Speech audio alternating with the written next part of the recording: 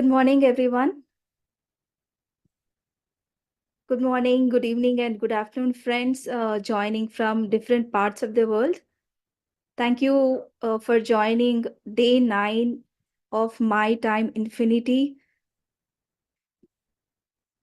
A warm welcome to all participants joining from Zoom and also from YouTube channel. Thank you so much. My name is Sirisha. I'm joining from New Jersey. I welcome you all for the day 9 of My Time Infinity. So friends, as you all know, this program is co-organized by IFSS and PSSM Global. Today, as you all know, we'll be starting the session with the meditation. So today we have Master Balaji with us, who will be guiding us through meditation for today. Hi Balaji, good morning. Good morning. Hi, Sirisha madam. Over to you, Balaji. Yeah. My dear masters, my dear friends, and my dear gods. Namaste. Good morning, good evening, and good afternoon to everyone who has joined for meditation all across the globe. Friends, let us meditate now. Kindly take a comfortable posture, either on floor or on a sofa or on a chair. Take a comfortable posture by sitting with crossed legs, crossed feet, and fingers clasped.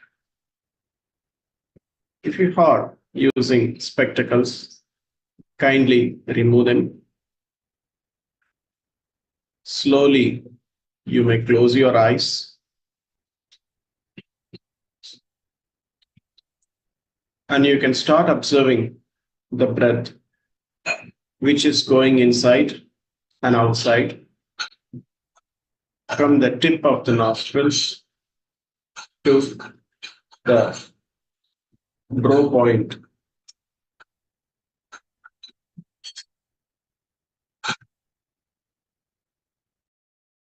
Slowly keep observing the breath which is going inside and coming outside. And you will notice the intensity of thoughts in the mind will slowly reduce us.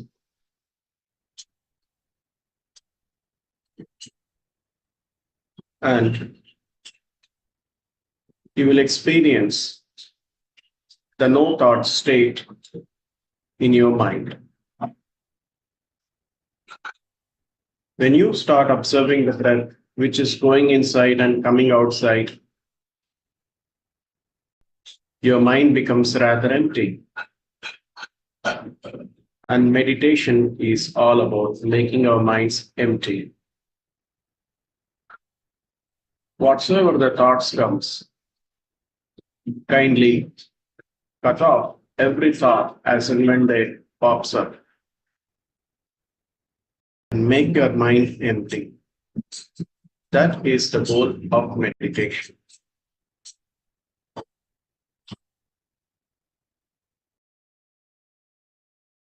When the mind becomes empty,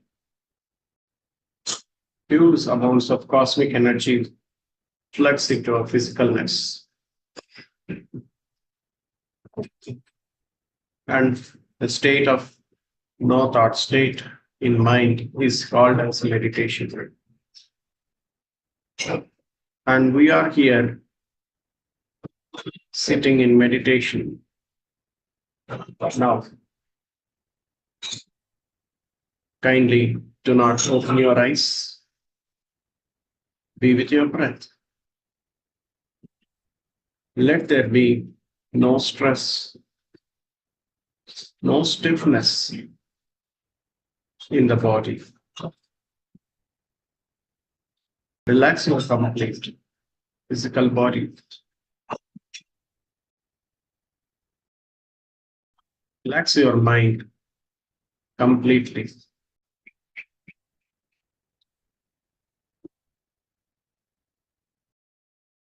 With no thoughts coming from past or projecting into future. Let the mind be in present moment. Enjoy the showers of cosmic energy which can flood into our physical body only when it is empty. Be with your breath, my dear masters.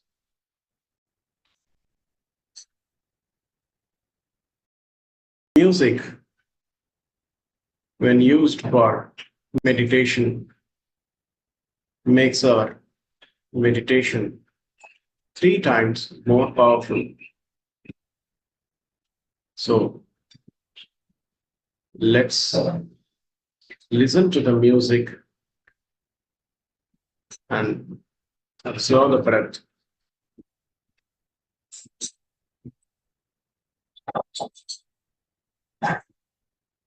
Let us experience the profound no thought state in meditation.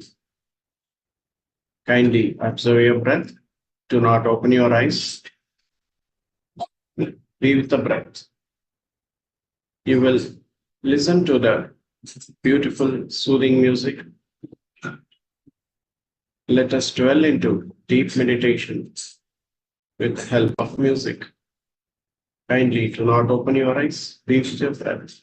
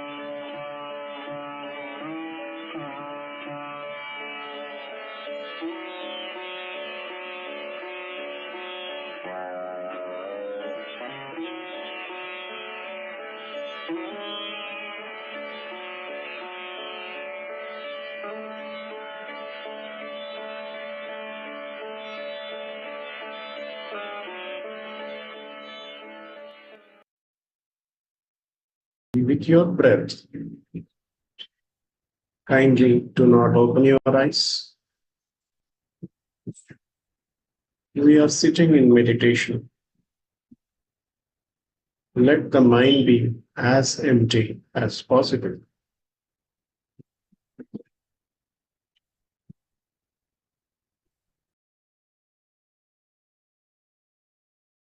Do not open your eyes.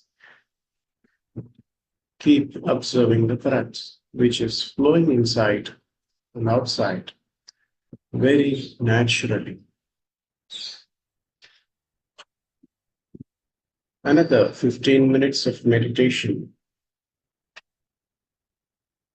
Let us continue in doing meditation with no distractions in mind. The more the quality of meditation, the more will be the quality of our life. And more the quality of life, and the more the quality of meditation we experience in the next sitting. Let us make use of this time for doing best quality meditation. Let there be no thoughts in mind, whatsoever it is. Be with your breath.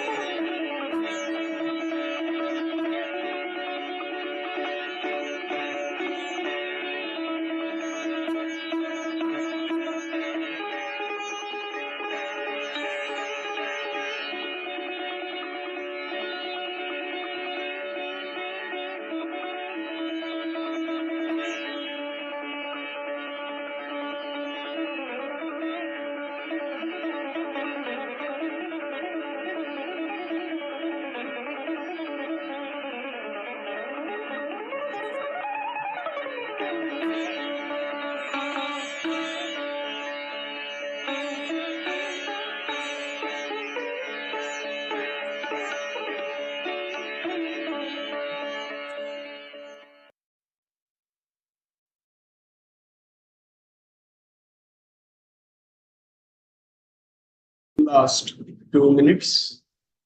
Kindly do not open your eyes. Be with your breath.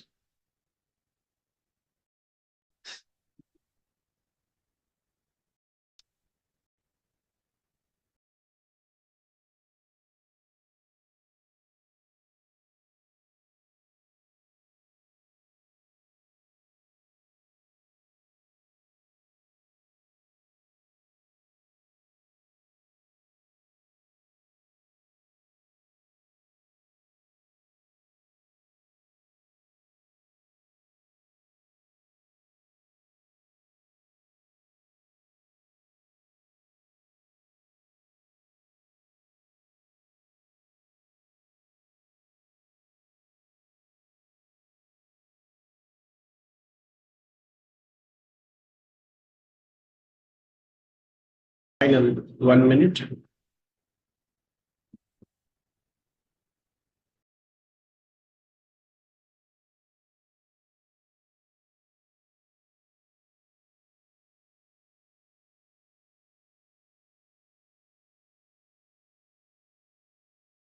Seconds.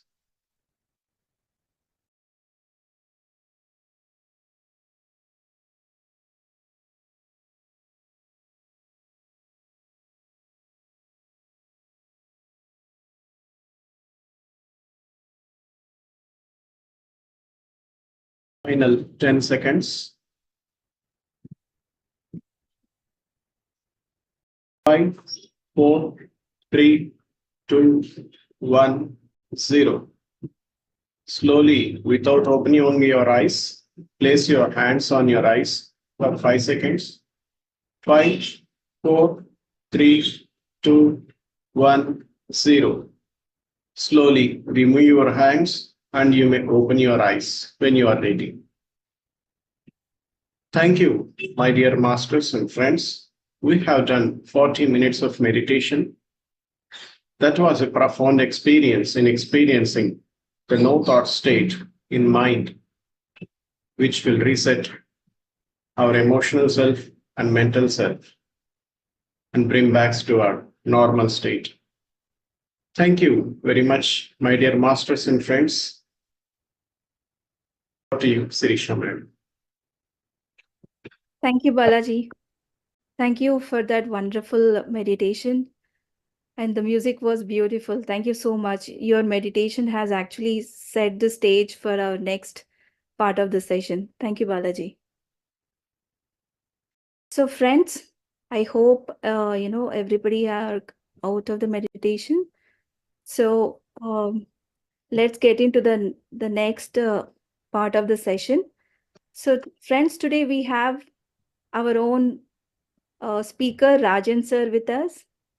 Rajan sir is the chairman of IFSS and a senior pyramid master. He served pyramid spiritual societies for more than 2 decades, at least more than 2 decades, in various key positions as managing trustee and trustee. So, and he's a very close friend of Patriji. So, without much delay, let's welcome Rajan sir. Good morning, sir. Good morning, Welcome to the session. Sirisha. Good morning, Sirisha. Good morning, sir.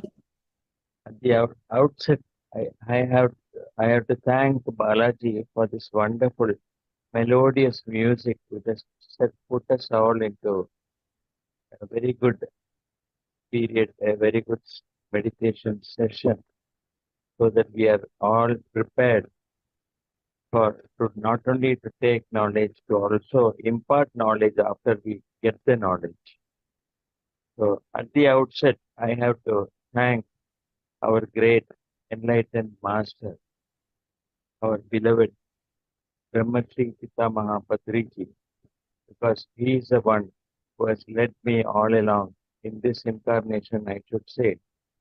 We are happy to be born at a time when Patriji was present, although because we had to lose him a few years back.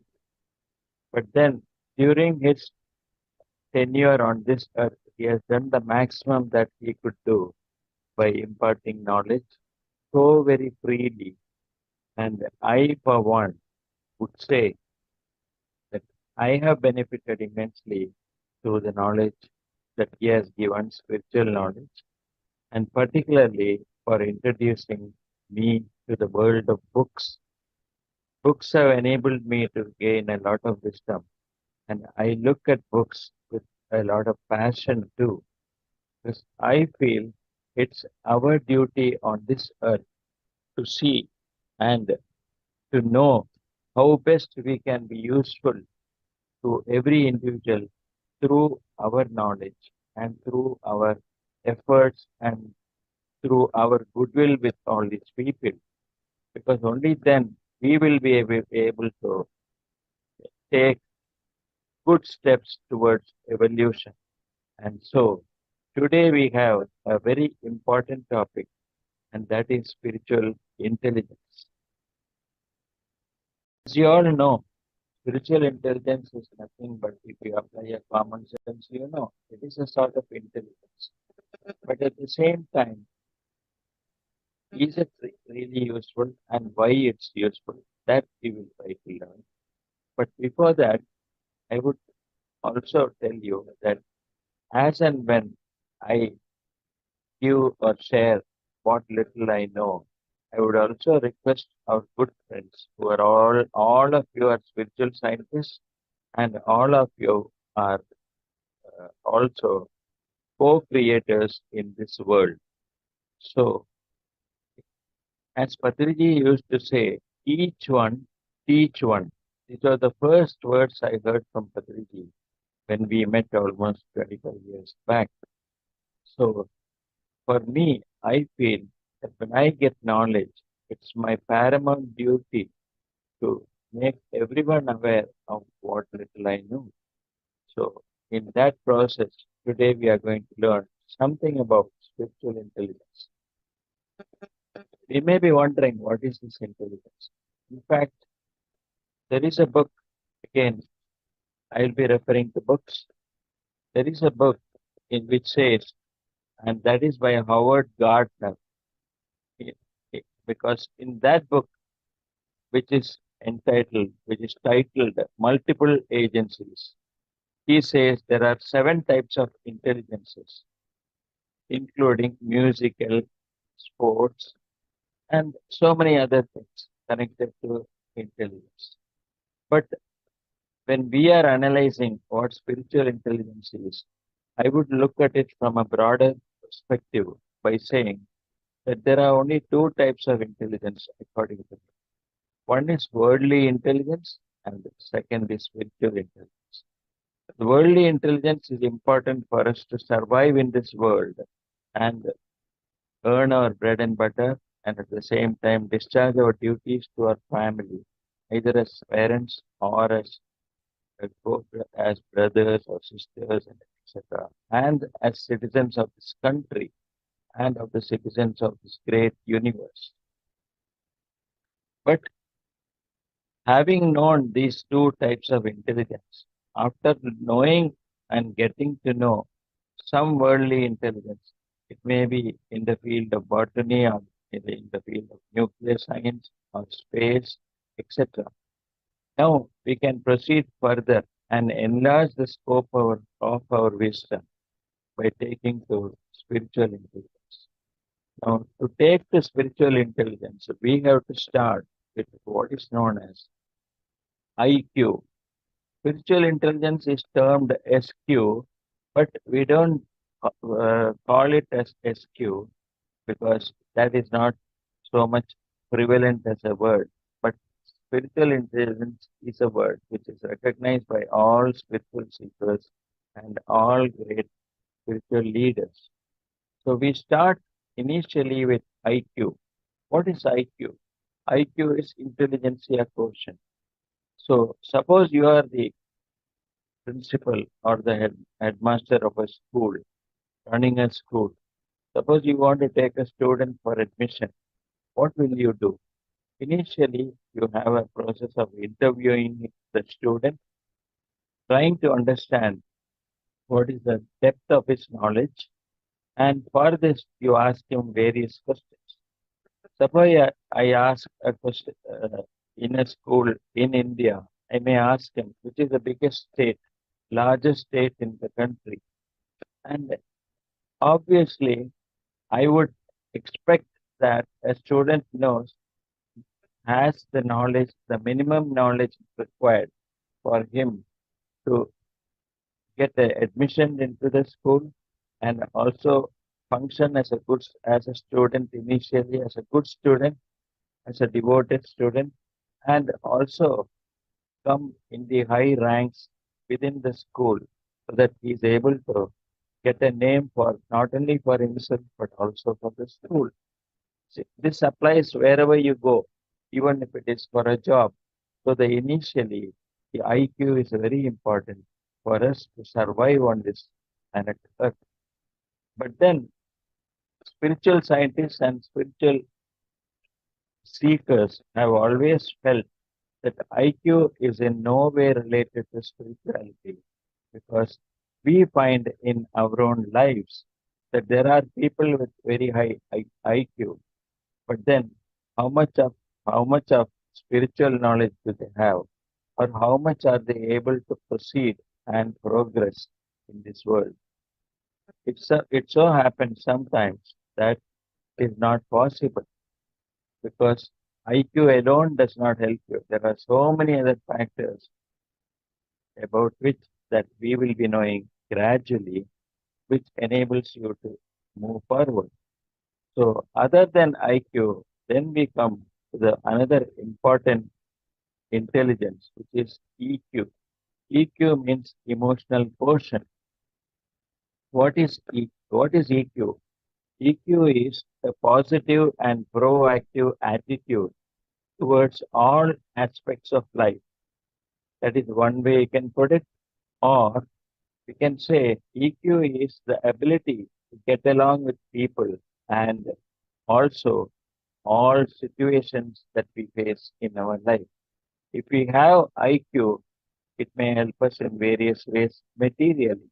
But if you have EQ, it may enable us to have more friends and develop a positive attitude, uh, for an attitude which is full of love and compassion, and live and let live with all those who are around us.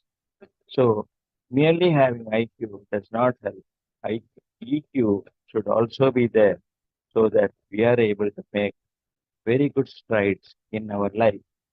So, there are four basic components to assess whether a person is having emotional intelligence or that knowledge about emotional balances. First is regarding the self, that is understanding one's own emotions and motivating oneself. That is one component. The second component is proactively empathizing with others. So you're in a state of empathy. Suppose you see that on the road a boy he takes a stone and throws the stone at at a small dog, which is simply there, is a stray dog. But he throws a stone, and you find that naturally when the dog gets hurt, it starts barking or it starts making sounds. So it is our duty on seeing it to tell the child, don't do that, Baba. It affects that animal. And so better not resort to any sort of violence. So product, positive or proactive empathizing with others, including animals. Okay. The third component of emotional quotient is building a conducive environment and achieving higher team goals. So, as a team, when you are able to work, there is a sense of belongingness, there is a better sense of awareness, and there is also a commitment to do your best as a team and as an individual member of the team too. And the fourth important, uh, I would say, component of emotional intelligence is coping with the changing circumstances wherever you are. So, coping with it and not getting frustrated because of the circumstances. So your capacity to tolerate anything and everything, that is very important. And that is what is also known as emotional quotient. Now, once you have IQ and EQ, next we go to the most important aspect of what is known as spiritual quotient or spiritual intelligence. For this, there are very many things that we have to know. What are the most important things that are qualities that a person who is emotionally, that the person who is intelligent spiritually, what does he have? Let us analyze what are the main characteristics for a person to be spiritually intelligent. The first most important aspect is the capacity to be flexible. What does it mean? We go with certain expectations for example, suppose I go to conduct a meditation session, but I find that the number of people who have come there are hardly a handful. But at the same time, I was in my mind, suppose I had been expecting that there should be at least about 100 people there in the hall. But I find there are hardly 20 or 25. That really, it should not it should not really affect me because it is my duty to see and deliver the knowledge to as many people as I can. If because of a rain or a heavy shower, the number of people who have come for participating and learning meditation are less than what I expected, it is still my duty to deliver my best. As I again quote the same Don Miguel Ruiz in his book Four Agreements, he says, it is your duty to deliver the best under all circumstances. So deliver your best and do your best under every circumstance, which means this unusual situation where you have a rain and the number of people for the session are less, I should still be able to cope with it and I should make myself flexible enough to adapt that situation and deliver what whatever I know and what little I know, so that we are able to do the whole thing actively and spontaneously. We become adaptive. So this is one of the qualities of a spiritually intelligent person. The next important factor is the high degree of self-awareness. What does self-awareness mean? Self-awareness means that you are aware of whatever is happening in and around you, and also the factors which are required by me to make myself fully useful under any circumstance. We should be able to develop awareness as as we have learned from various books, including Thich Nhat Hanh's books, that mindfulness in meditation is very important. And meditation gives you that mindfulness wherever you are. And that mindfulness is what is otherwise known as awareness. So self awareness is required because you should then be knowing. Suppose I remember a situation when we were traveling and we went to Mysore to deliver a lecture. So at that time, it was a big playground, and Patriji and all of us were there in the car. And then the moment we went there, we had to we had to get into a place and then come out of the building to the open where a pandal had been erected for conduct of meditation. But as we all sat on our respective seats and Patriji occupied the dais, we were all seated at the lower level. But suddenly it started raining and it was heavy rain. It rained cats and dogs. But then there were almost about 150 of us, many of them students from a school and college who were there. I was then new. Actually, I should say it was just 1 year since I had got introduced to Patriji.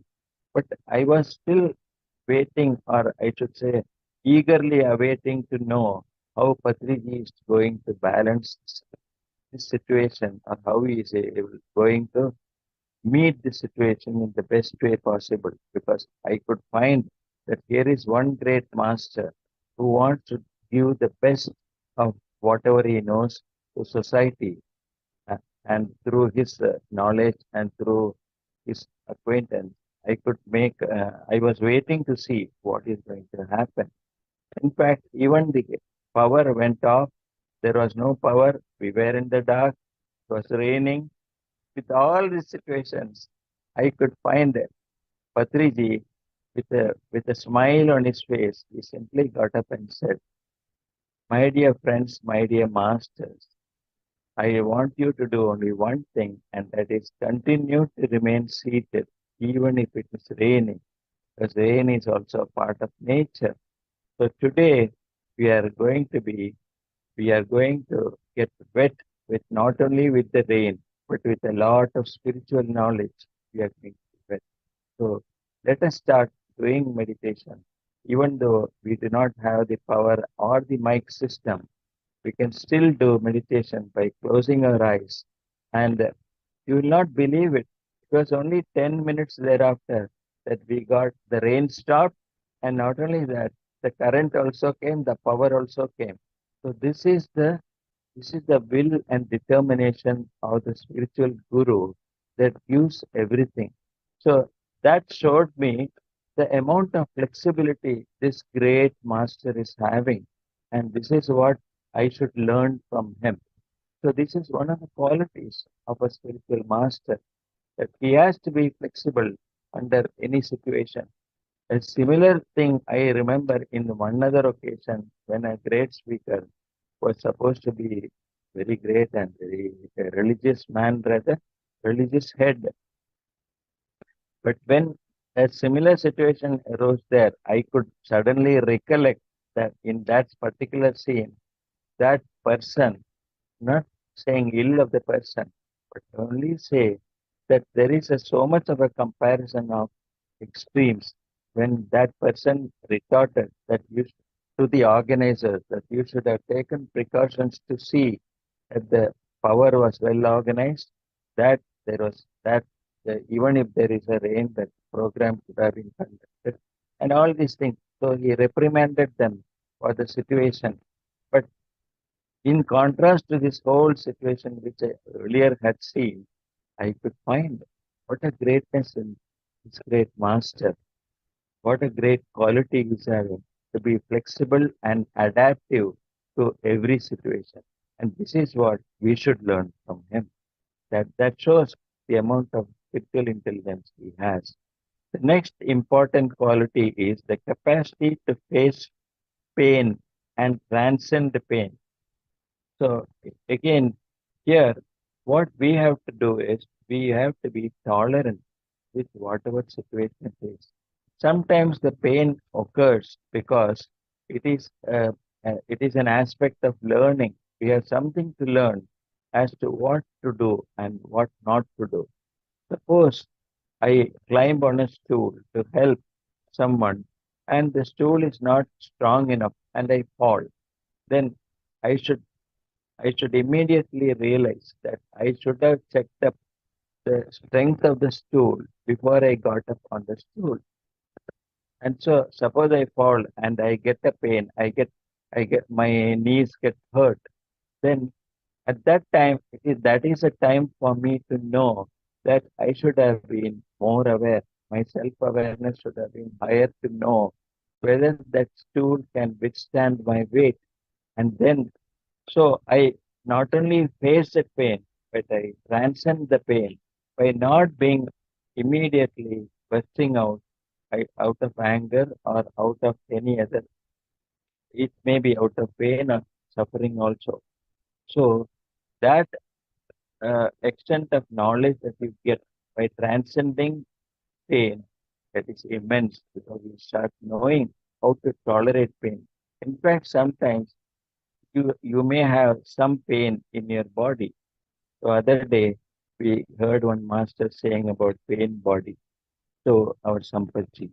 So that part of it we have to understand that even if there is a pain, when you withstand it, you know that you are not cared for that particular organ. Suppose you have been taking bath and there is a lot of water which has gone into the ears, but then you have not cleaned your ears entirely before you completed your bath and before you use a towel, then naturally it will have its impact because for some time you may be stone deaf.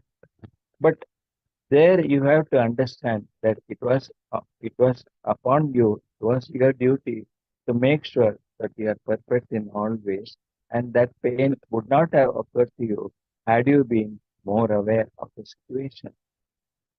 So you have to transcend pain and you have to also bear the pain to know. In fact, illness is something that makes you understand that you have been ignoring some part of your body. Suppose you go to a feast and eat, and the food is so good that you feel like eating more and more, but it is beyond your capacity, but you still eat because it is good.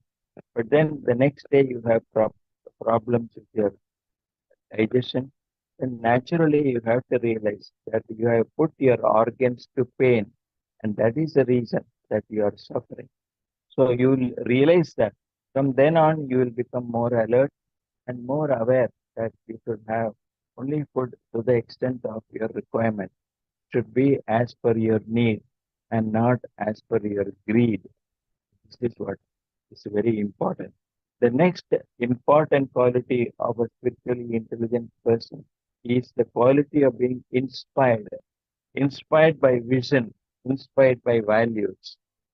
So when I say inspired by vision, whom better to quote than our Brahmarshi Patriji? He had a vision that he should make at least 1,44,000 masters to become real spiritual masters and to become enlightened. I'm sure within the fifth or sixth year of his entry into the movement, of his starting the movement, he would achieve that target. So that is a vision that he had, and about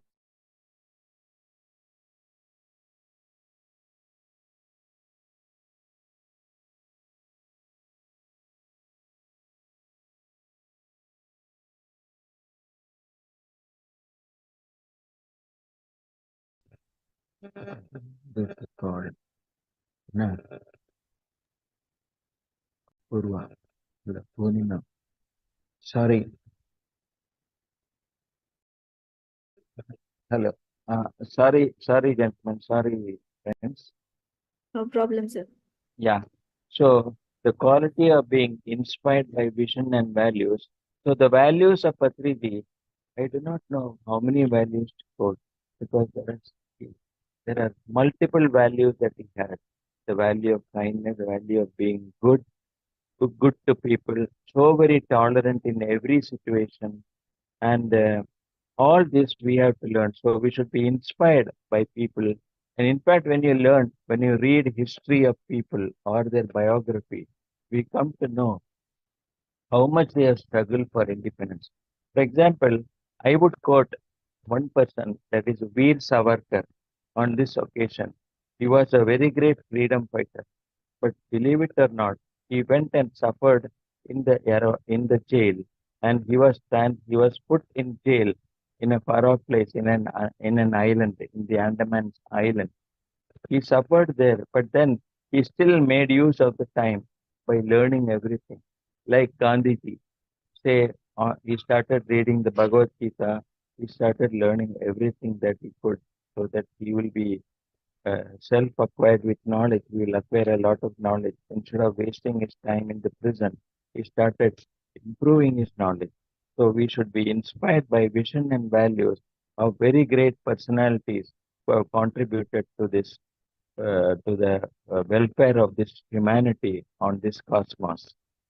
The another very important factor that a spiritually intelligent person will have is the reluctance to cause unnecessary harm. We will not only not cause harm, we will also prevent people from causing unnecessary harm. It's very important to know that because only when you see this, when you notice how people behave, how they are able to improve their knowledge and at the same time function as very useful citizens. Will you understand that this quality is very important? The reluctance to cause harm to anyone. In fact, suppose there is a car in which you have to get in, and but the capacity of the car is only 5 or 6, and but still the driver tells you, all of you can get, I can adjust driving, but it is for you to adjust sitting in the car. Then the first thing that I have seen that Patriji will say is, I would rather go on. There is a two-wheeler there. I will just get onto him, hatch onto him, latch onto him, and I will come by a two-wheeler. All of you go, man, and he will manage the situation. This is one other occasion I have seen of Patriji being adaptable to the situation. So he doesn't want to cause any sort of discomfort to the people who are coming along with him for a program. He immediately adjusts himself. So there is a reluctance to cause unnecessary discomfort and harm at the same time. Another important point that is required for a spiritually intelligent person is a tendency, or this is a quality that you will notice in him. It is a tendency to see the connection between diverse things, that is, different things, between multiple things. So that means he will always be holistic in his approach. This at this time, I am reminded of that earthquake which took place in Nepal, when almost 1 lakh cows had been massacred and killed or sacrificed just for that village, for all the villages in and around that place. They were not having rains for a long time. But someone gave them the belief that sacrifice of animals would help and that will give them rain whenever it is required. But that was a wrong notion promoted by some leaders there. But you you might have noticed that at least about 1 month or 1.5 months after that particular ceremony of sacrifice was conducted, the entire area was besieged by earthquakes. There was a very big earthquake which affected not only the villages but so many other villages too. There was a very big earthquake which affected hundreds of people, and all this because of the group karma involved. The group karma was the sacrifice of animals, and even water bodies, when they are sacrificed, suppose the water bodies are allowed to be polluted due to chemicals or due to factories and all that. So, so many individuals who are party to it, who are or who have caused that situation, will be part of the victims of group karma. This also we should understand. So, a spiritually intelligent person will naturally go and give his piece of advice to such people, so that a group retaliating against nature or against animals is prohibited or prevented. Then there is a mark among spiritually intelligent person. Yet another very important quality is a tendency to ask why or what if questions are there, and to seek fundamental answers for that. You might have noticed small children.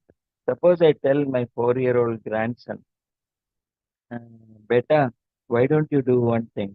Why don't you make it a habit that even when you go for an afternoon nap, after you finish the nap and after you get up from bed, just rinse your mouth and, if possible, brush your teeth because you had 1 hour or 2 hours of sleep. So, naturally, you will be healthy if you prevent the germs from entering your body. But you don't give all these explanations to the small child. You simply tell him, Arey beta, you go there, just rinse your mouth. Wash your every day you should develop this habit of washing your mouth when you have had sleep.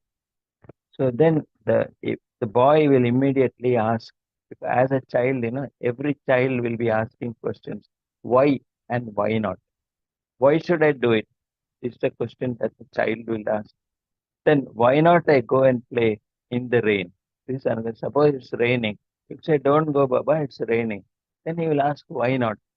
So similarly, suddenly I feel an individual should also become spiritually, he can become spiritually intelligent if he adapts the child's thinking at that time, like asking why and if and what if is also another question. So such sort of questions will give you fundamental answers to all these or any issue for that matter. You'll be able to know why. So as such an intelligent person has to be completely in the knowledge of everything that is required for the individual and for society.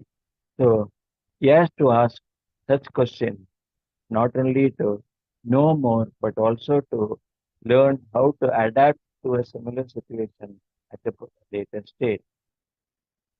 Then psychologists normally call certain people as field independent.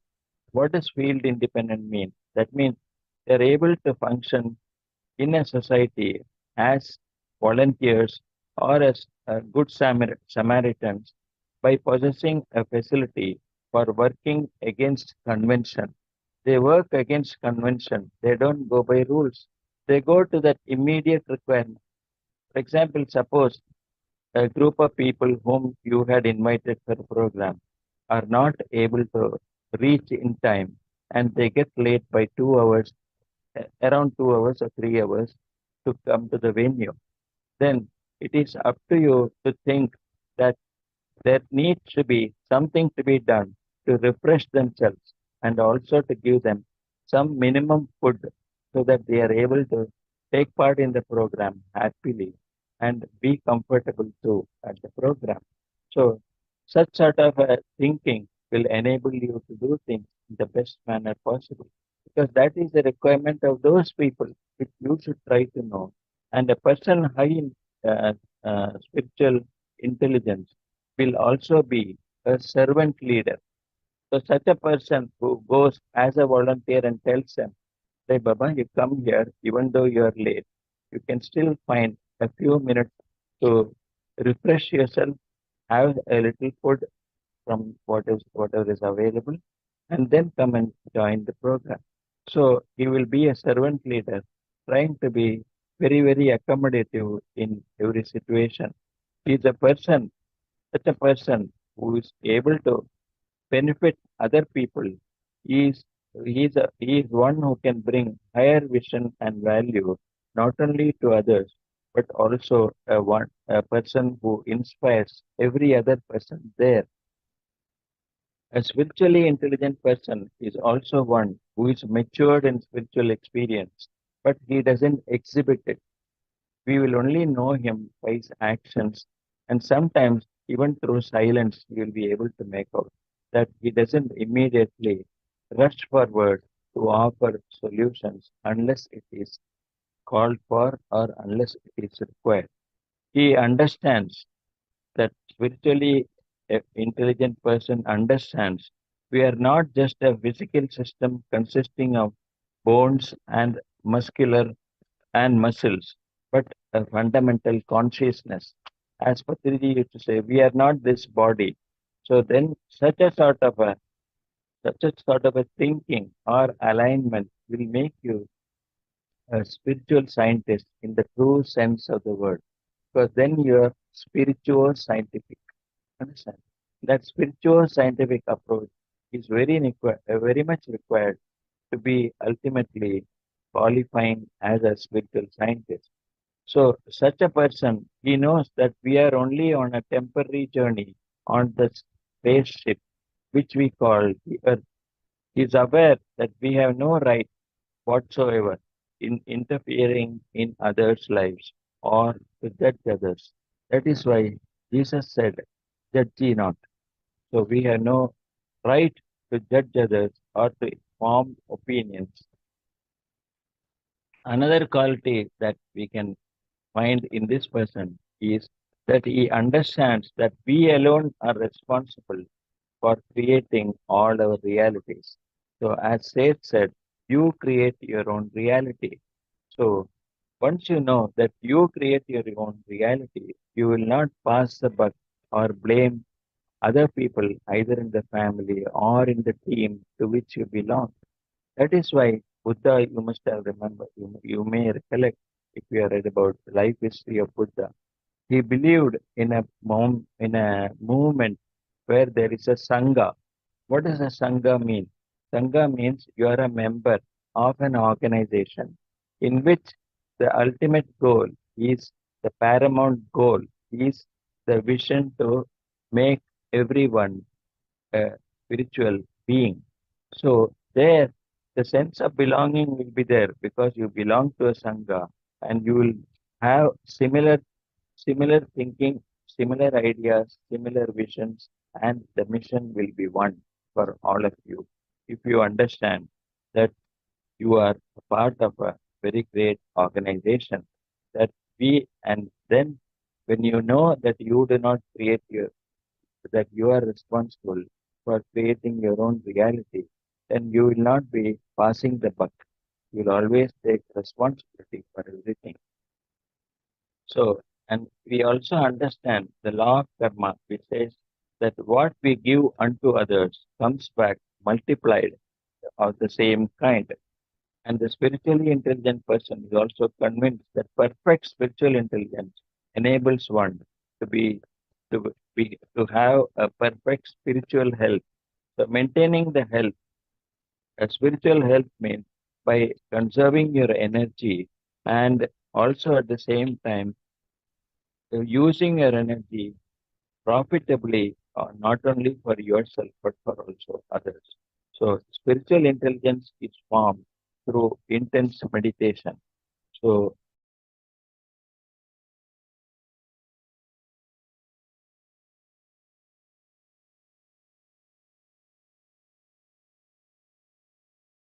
Sir, I think you're muted. oh, sorry. Was it muted long or only now? No, just now, sir. It Just was like now. Okay. I 6 think it's seconds. automatically gone. Right. Thank you. So these are all the features of a spiritually intelligent person. So now, yesterday we had the talk on chakras. So in this connection, I just wanted to supplement the knowledge of our people because a spiritually intelligent person, you may find that his chakra is always on the highest level.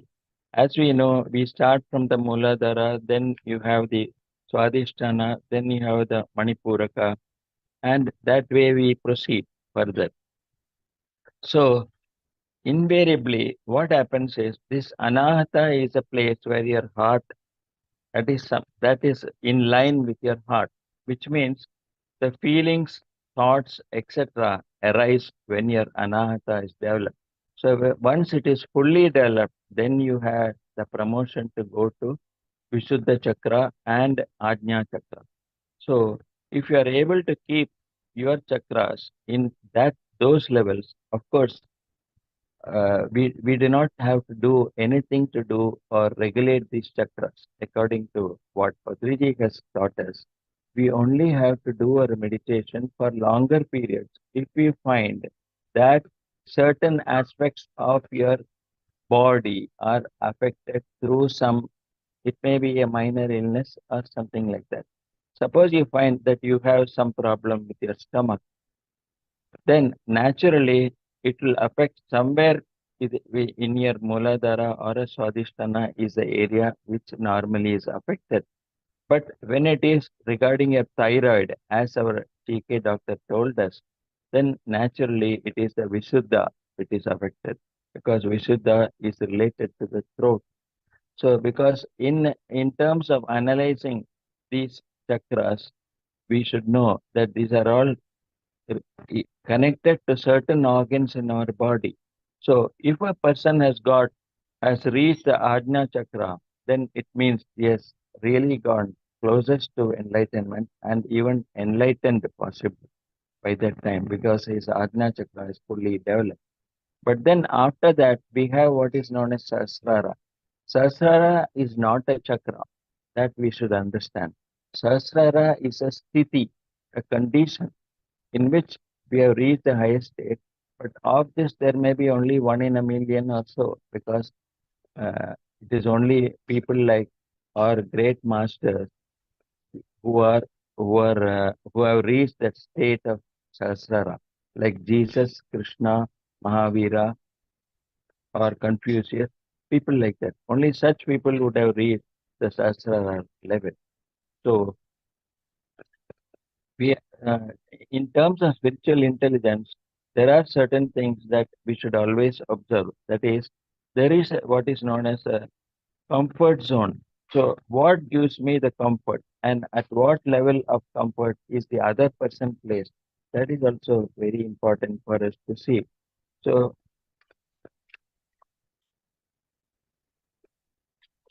with this knowledge of spiritual intelligence, we will be able to do a lot of meditation, and not only that, we'll be able to help people to come out of their difficulties, because when you are spiritually intelligent, you will be inclined to read more books. And for this, I have the book of Dana Johar. Dana Johar is a person who has written this book, Spiritual Intelligence, and that is the ultimate intelligence. And this ultimate intelligence will help us to proceed further and further in our evolution. In fact, my own experience shows that wherever we have had very good meditation, the energy there, the vibration there is excellent.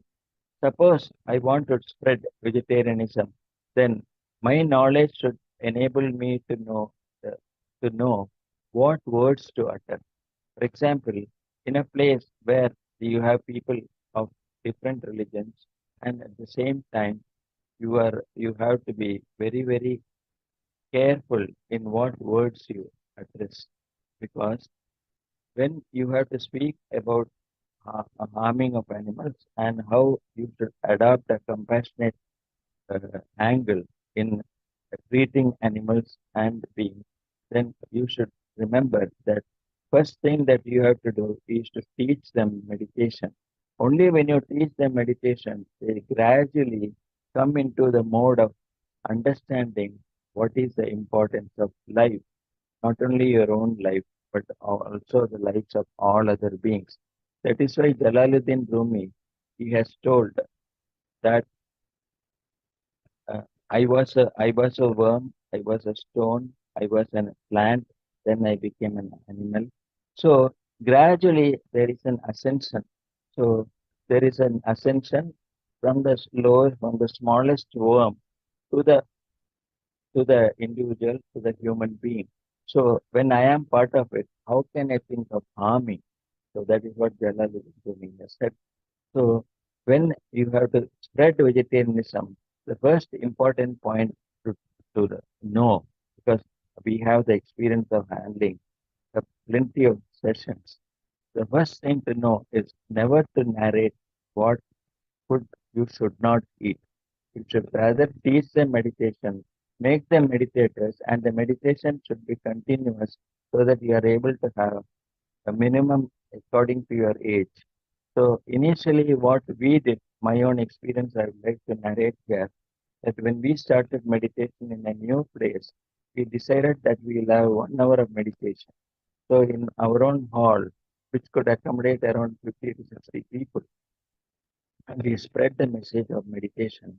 And then we found there were people of other religions, there were Hindus, there were Muslims, there were Christians, all participating in that meditation.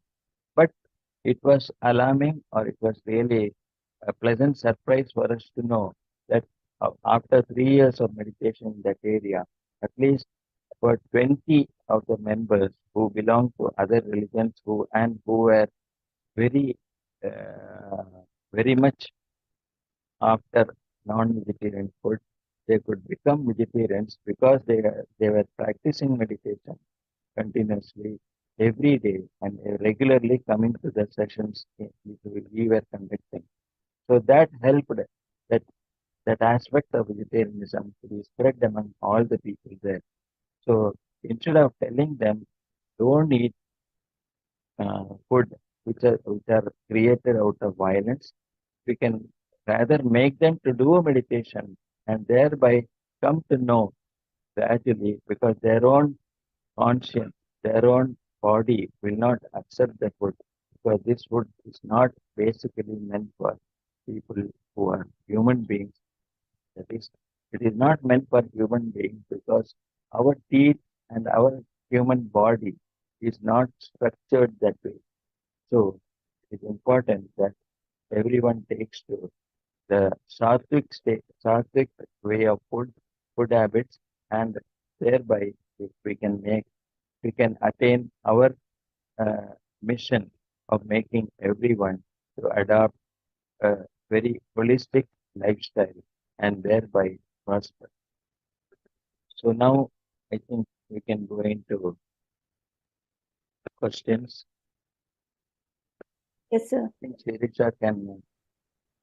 Yes, sir. Thank you so much, sir, for your insights and for your wisdom. Sir, can you little bit explain, like, by having this spiritual intelligence, how a person can evolve? The person can evolve only through meditation. Meditation is the ultimate. The Sarva Roga Nivarani, we say, no, in Sanskrit or in Telugu or Tamil. It is a medicine for all evils. Sarva Roga Nivarani.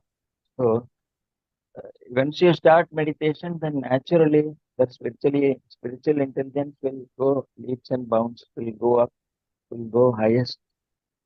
So it has to be continuous and it has to be regular. You understand? So once Yes. you do that, you develop an aura. And that aura will be so great and so bright that wherever you go, you will be able to make a lasting impression. I have found in my own official work that when I had taken to meditation and then gone to different people for organizing programs, it was so very easy. You will not believe when we started initially. In fact, we are brand new to spirituality. But then initially, even in the 4 or 5 programs that we organized, another 10 to 12 programs got automatically organized in the same place, in the same city rather. So Patriji was so very happy that we could organize. But I asked him, sir, will I not be bothering if I have more than 2 programs because we'll have to play the flute that long? But then he was so very accommodative that he said, Hey Baba, even if you have 5 programs a day, I don't mind. Because for me, it is my job. I treat it as my own work. So I don't mind the physical discomfort or anything like that. I will be happy to do any number of programs. You will not believe it, in 4 days we conducted 13 programs. So that is the way it gets spread. Meditation is such a useful thing these days, especially for mental health. So parents should also try to understand that children should be made to join the meditation in your own homes. So the home will become it will become more vibrant, and there will be less of negativity. Even there will be no cross talk, or there will be no anger, there will be no negative emotions. So the emotions are all under control, and it helps. Good, sir. Very well said, sir. Thank you so much. So friends, we are open for Q&A. So anyone who has any questions, you can raise your hand. We will unmute you, or you can, chat in the chat box, or you can put your questions in the chat box. So we have Swanalata madam. Hello, madam. Good morning. Hello. Sir, very good morning. Very good morning, Swarnalata. After a long time, a good speech. Really, we are eagerly waiting. Before, because Patriji was there, we used to hear on and off. Yeah. And see, now we are started off for this type of thing. Thank you. Thank you very much. I should thank only our great master for having given. You see, the greatness of the person was he was so liberal in his sharing knowledge. Yes, yes. So sir. many people we have seen, it may be other religious leaders who restrain themselves from offering graciously. Yes. Whereas this person, And not only that, I took him to certain organizations where I found that he was advocating those leaders, religious leaders, to read all books. So here is a master who reads books from so many Bandura. so many religions, so many authors. So they don't see certain organizations confine themselves to the books written by their Yes, own gurus. limitations. That limitation is there. But here is one guru. He says read all books, even maybe books by a Bandura. Sikh leader like Guru Nanak, or it may be by Muhammad, whatever it is. He says that is why our IFSS International Federation believes only in getting out the cream of all the religions. That is what Yes, we sir. say. One But day we will start that. The yeah, new United Nations organization, we will start one day. we have to start. Wonderful, very We great will do thought. it. Yeah, We will. it's a very We have to and we will. it's a very great thought from a very great meditator, our Swarnalata madam. So I think it is definitely going to succeed. We already have an invitation through GK to go to UK. Understand? So let us conduct a program in UK. So in fact, I Okay, sir. wanted to tell UK the other day that I was trying to assess to what extent the government is beneficial or cooperative in conducting spiritual programs and vegetarianism too. And since we have our Indian Rishi Sunak sir as a leader there, but then he responded by saying sound therapy was immediately accepted by the government and they allowed a program. I wanted to recall that meat was abolished by the German the parliament. I don't know whether Yes, you yes, yes, remember. sir.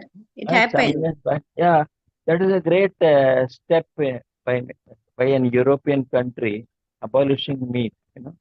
So that is the way. So Nalita, you have put in something. You have put into words something that we have to do. That is, we have to go international. We have already gone international by name, but now we have to continue. We have to conduct programs there Yes. internationally, and that is what I could see. And yes, Suresh ji, Yes, we have Suresh yeah, Kalvudi. I'm happy to see Suresh also. Yes, sir. Okay, sir. Namaskar to all the masters. It's really wonderful to listening to Rajan sir because he's so grounded and digested that every quote and every word or phrase that he speaks, he refers to a great master's book, and he's like a walking, Swadhyaya guide, I would say. So, sir, you are muted actually, Rajan sir. I don't know. No, it's not muted. So, Not muted. It's not. okay. It's on. Yeah. So he's like a walking guide on Swadhyaya series. So you name a topic, he has a book to refer, right? So I have that's a to I have to tell Suresh one thing that you are going to see another master tomorrow who is I think 10 times my size. oh, In the shape of Srinivas Reddy. oh yes, Oyo. wonderful. Yes, Srinivas Reddy. he's I am nothing he compared to has Srinivas dedicated Reddy. himself. Yes, he has Yeah. dedicated himself to Yeah. enlighten word. Carrying every bit of word that Patriji Yeah. has spoken. That He remembers every book, Baba. I was quoting yesterday. We had a talk. After a long time, I was talking to him. It took 20 minutes to complete the call because Yes. we were talking about books. Naturally, both of us have a passion for books. So then I asked him, Cosmic Moral Law, that is a book Patriji gave me about 20 years back. It is written by Mikhail Ivanov, Cosmic Yeah. Moral Law. It's a great book on the law of karma where he says, whatever money that some individual is having, you may refer to him as Bill Gates or whoever as an example. But all that money is got only to enable that particular individual to spend it for society. The money belongs to society, and that is what is told in that book, Wow. Cosmic Moral Law. I was simply stunned to read that. And I asked Patriji, is it true? I said, you see, this master, Mikhail Ivanov, he is an Albanian master and he is talking about law of karma. So how much we should know when he knows that much. This is what I used to think, Yes, So, sir. yeah, No, I'm just trying to phrase a thing, right? What I'm sensing is yeah, spiritual intelligence is a mother of all intelligence. And of course, when we have this intelligence, then every other intelligence becomes insignificant or becomes like a child effect. yeah, All the intelligences can be sought through. This yeah, is like a mother or the root of all the intelligence, and then all other intelligences are branches and the sub roots of that intelligence, right? So I think when we are in complete awareness, as you said, through yeah, meditation, when we are in complete awareness itself, that gives us all the experiential spiritual intelligence, and rest follows suit. That's yeah. what I am also experiencing to a greater extent as we progress in our sadhana. Really, it was a great time to listen to you, to give us so many dimensions to this now. So helping us to explore more. Thank you, In- sir. Thank you. yeah. Thank you, Suresh. In fact, I wanted to add something that is from what I have read from these books on emotional intelligence. Also, I read they say rather than IQ, because we find people with IQ, they are not able to come forward as much as possible, probably because of their karmic designs. Understand? But Yeah. people who are high in EQ, invariably they succeed. They always succeed because EQ is more important, as much important as our spiritual intelligence, SQ. But SQ, as you say, is the leader. After SQ comes EQ. IQ comes last. Your knowledge is of no use. General knowledge is of no use ultimately. Absolutely. That is why we find people who are suffering, they may not be having a very big qualification. Academic qualification may not be there. Why you can take our own leaders, many leaders in our country. But Yes. then academic qualification will not be there. But then the height of knowledge is there. Height Yes, of sir. spiritual knowledge is there, isn't it? That is what ultimately counts No, for our. one of the great example is when Yeah, we have Ramana, we came as a yeah, Maharshi after yeah, meditation.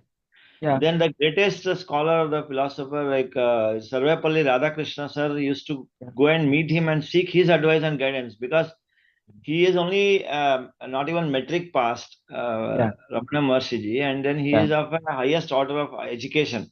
So you yeah, can imagine, Sarvepalli Radhakrishna sir used to be yeah, a seeker from yeah. Ramana Maharshi.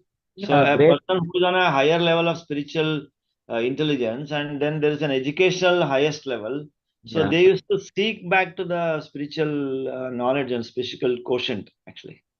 I think again I had to pick up the thread from you for something else when you when you quoted Ramana Maharshi, because I can't withhold myself from telling certain things, because Dr. Paul Brunton, after after we all know him because his books Search in Secret India and Search in Secret Egypt. Both these books are very famous, and you know why? Because he entered Tiruvannamalai to have a darshan of this great Swami about whom he had read. But then when he went there, he went with about 10 questions in his mind and he wanted to ask those questions. He found a person, who half-clad person, but he didn't know that he is the Guru. Understand? So he was just going around there asking someone. Then immediately Ramana Maharshi asked in Tamil language to one assistant there, who is the person who has come? What is he looking for? Call him here. Then immediately that man called. Then he thought he's some volunteer or someone. So he went and said, I want to meet Ramana Maharshi. Yeah. Then this assistant, that servant there, he said he himself is a great guru, Ramana Maharshi. He was stunned. Ramana Maharshi told him, sit down. And after that, before he could open his mouth, he had started giving him answers for all the 10 questions that he had. Wow. So, whereas Paul Brunton has come in search of a person who could be called an enlightened master who is from Asia, some part of Asia, he didn't even know it is India. and then he has come to India. From then on, he has become a disciple of Ramana Maharshi. And the book Search and Secret Egypt is wonderful about his experiences, and he learned meditation from him, and he saw many of his past lives when he did meditation in the Gizeh pyramid.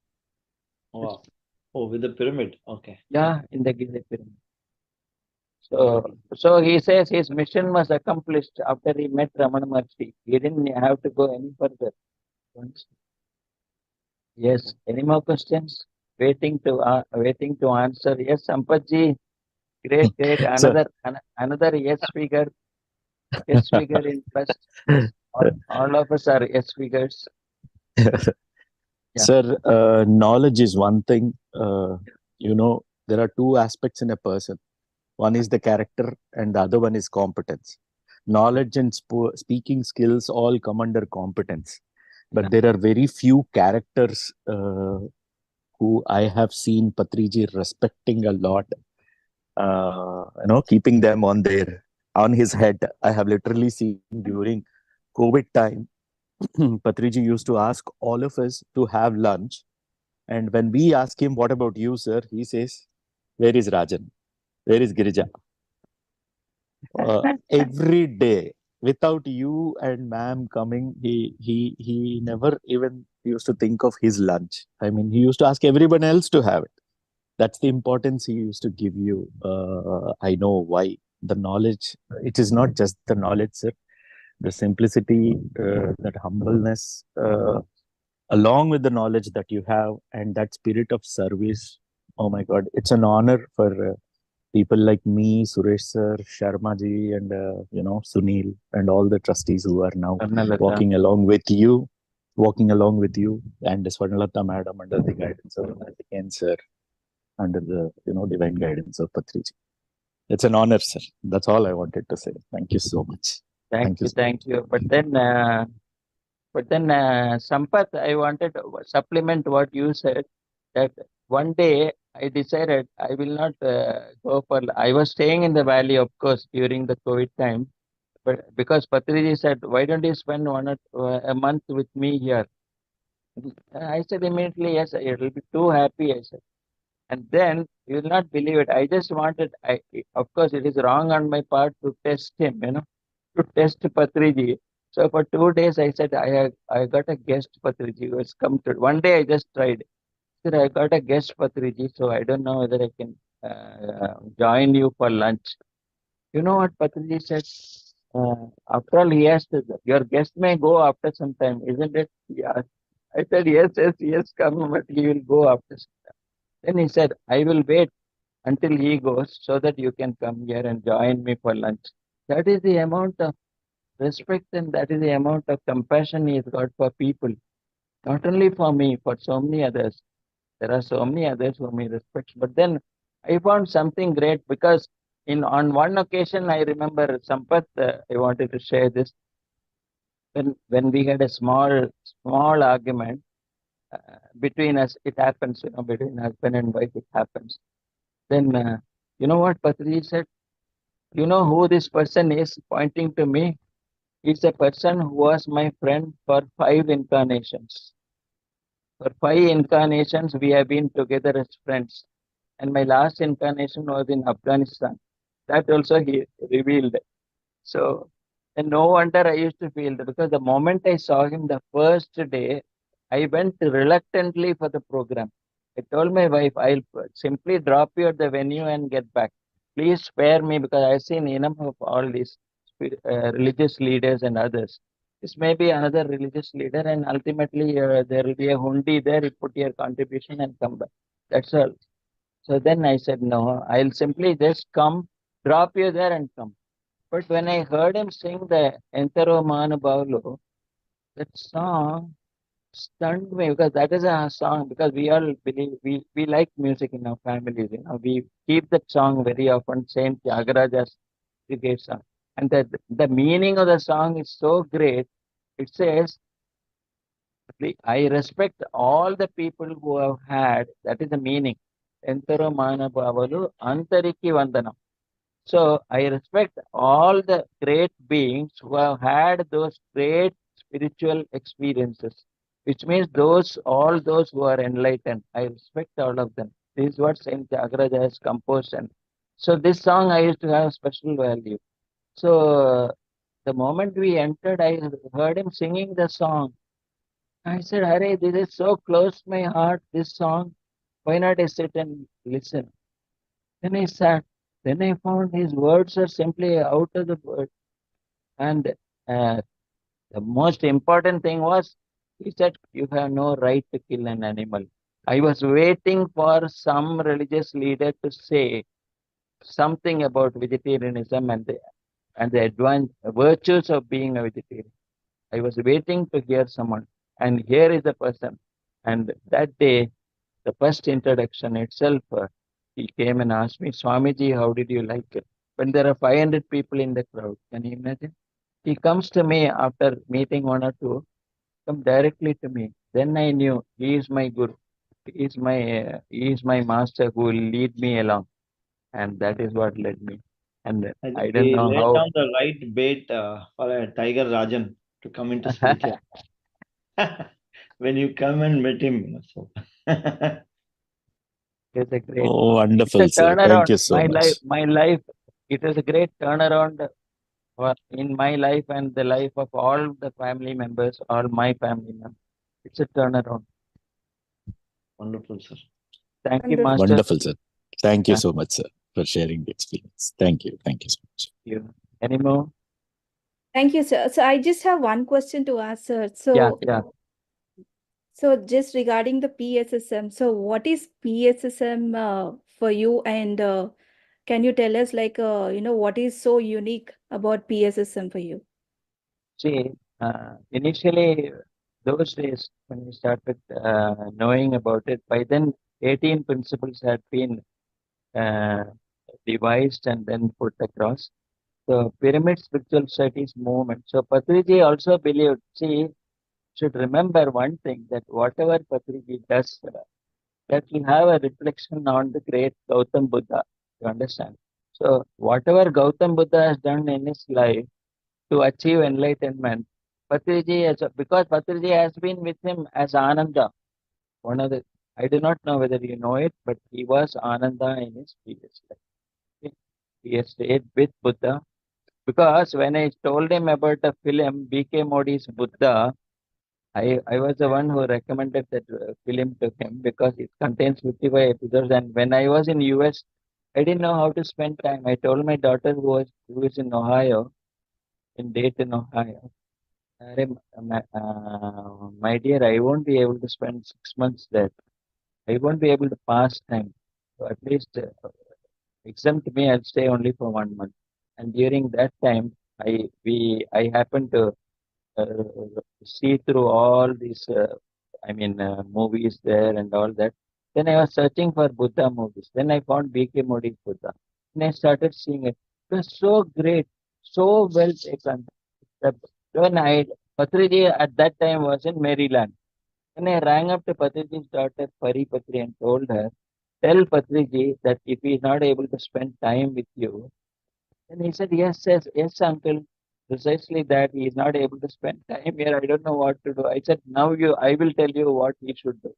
So I recommended this movie for him.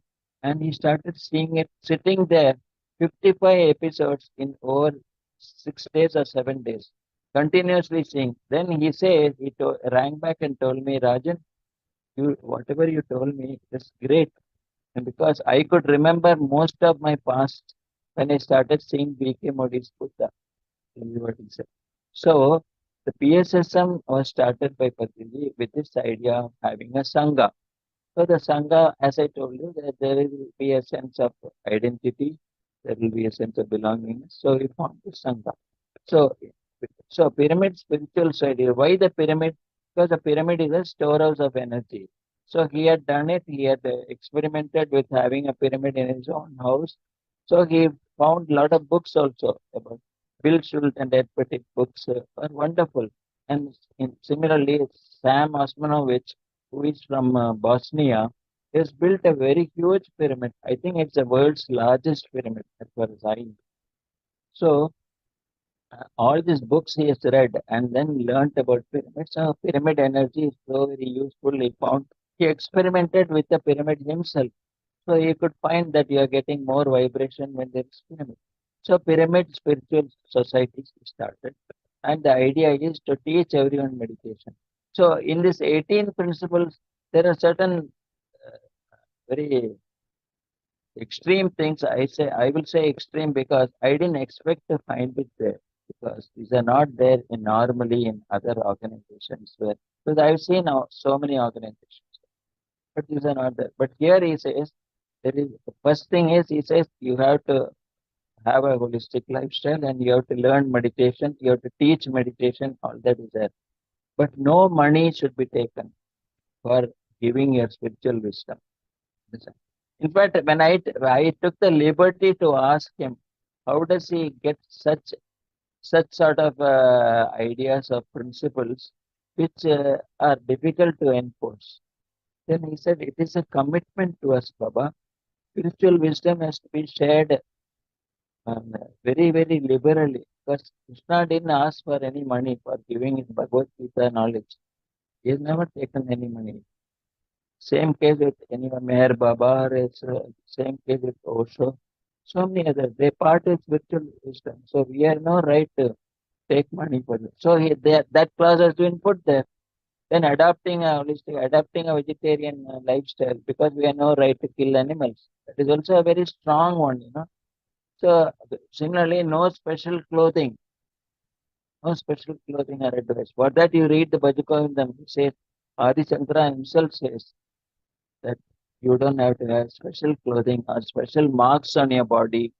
All this he learned and he decided that whatever is there in his mind, he will put it as a principle. So we have 18 principles which are followed strictly by all our pyramid masters, and that is what leads us to salvation and mukti. So Patriji has taken the trouble of doing all that so that we are able to go on the right path. So we follow this as our manual for promoting our organizations, promoting more people. Okay, reading of books is one of the items there. So reading books because Sajjana Sangatya is what he is. So Dhyana, Swadhyaya, Sajjana Sangatya. These are the three main things which are contained in these 18 principles. So Swadhyaya means reading of books. The more you read, the more you come to know. So Sajjana Sangatya, again, that is what Buddha's principle. Sajjana Sangatya means what? Sajjana means people who know the truth. It is not great people whom you respect because of their designation or because of their levels. But the people who speak the truth, they should be members of the organization. So only then you will know the ultimate truth and gain the ultimate truth.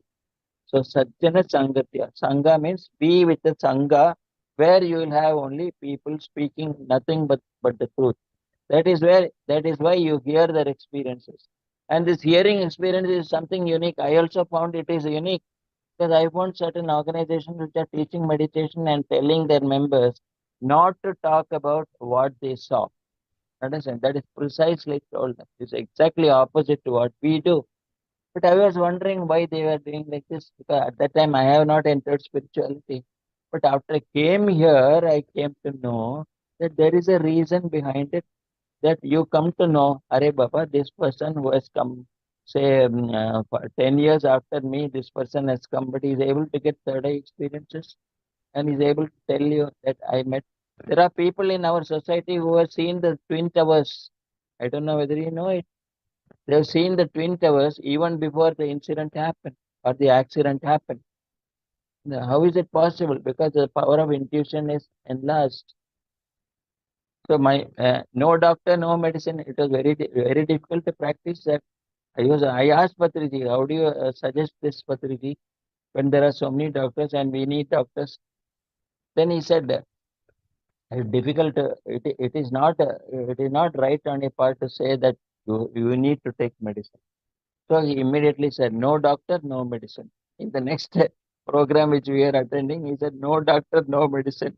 Everyone was stunned. Then Then later I asked him, I took liberty to ask him because we were so close while traveling in the car. Then he said, your body is made in such a way that you can function without medicine. Do you think 50 years back people used to go and take medicines? I remember my grandfather has survived almost 75 years without taking any medicine. He- My grandmother didn't have even a gray hair at the age of 70. Can you imagine? Whereas I have it at the age of 40 or 45. So, uh, so what all we have to remember is the third eye visions that we talk about. This is not encouraged by many organizations, but third eye visions are very important. My wife has got very good third eye visions. My daughter is also having. But third eye visions means what? You speak the truth. You tell the truth. You can't simply say, "I saw the Buddha" without seeing. But you won't have the courage to say, to bluff. There is no need to bluff and create a air about you. Listen. So everyone speaks the truth, and the truth gives you energy. So hear the truth and gain energy. That is what Patriji believes, and that is why these 18 principles, coded principles, have come as a manual. Okay. So I hope I have answered your question. Yes, sir. Thank you so much, sir. It's truly Yeah. said. Well said, sir. So I don't see any questions in the chat. Okay. Yes, so we will wrap it up as a day, sir. Thank you so It, much, sir. it has been I wonderful. Yeah, I am provoked to keep on speaking about different books and all that. But then I'm so happy that you could all listen and you could tolerate whatever I said because because I give from my heart whatever I can. And that's the only thing I can do for society. That is give what little I know. And Sureshji, I'm waiting for the day when I can come to your place and conduct a session there in your kutir. Okay. Thank you. Thank you, sir. Thank you, Rajan, sir. So looking at the time, we are already past the time. I So know. thank you so much, sir. Thank you so much for your insights and wisdom. It means a lot to us. Thank you. Yeah. Thank you. Wish you all the best. Thank you. Thank you, sir.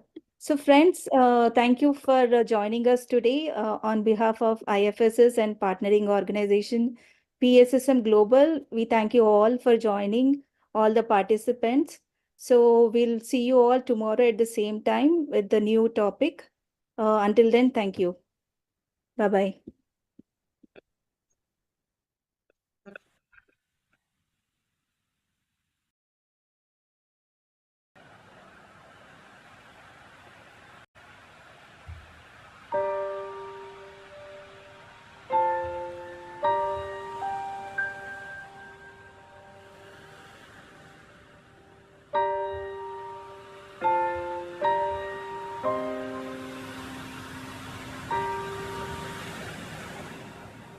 Recording